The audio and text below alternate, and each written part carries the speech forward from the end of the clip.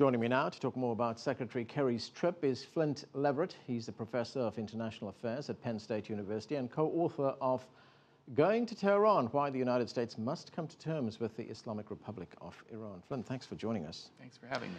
Well, we have John Kerry in China seeking China's help in wanting to get the DPRK to, as he puts it, denuclearize. I mean, it's one thing getting China's help, but what is the motivation for Pyongyang to give up those weapons? Well, there's not very much motivation. And I think, there's a conventional wisdom that it's China that ultimately has real influence over North Korea. But I think if you look at the statement that came out from Kerry's visit, the joint statement, that there are two things that are emphasized. One is denuclearization of the Korean Peninsula, which I think the Chinese would be happy enough to see, but also peace and stability. And I think that's really important for China, because as much as they might like to see Korea denuclearized, they also don't want to see North Korea implode. They don't want to see the Korean Peninsula reunified in a way that's essentially an extension of the U.S. allied South Korea to China's border. Right, and I guess the other reasons China is probably wary of U.S. intentions, it has troops based in South Korea, as we all know. It's been conducting exercises with South Korea, with the Philippines more recently. It's been using stealth bombers. What will China want in return?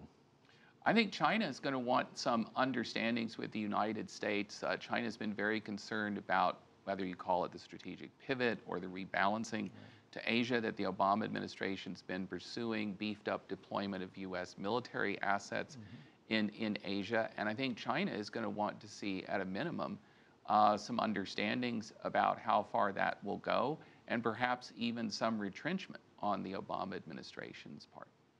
Here's something that may have been lost in all that we're hearing coming out of the region. The DPRK wants to develop its nuclear weapons. It wants to test its missiles. It may want to put those nuclear weapons onto missiles and test them in that way. Whatever the case may be, is the DPRK in any way violating any international law or violating any multilateral agreement or even a bilateral agreement?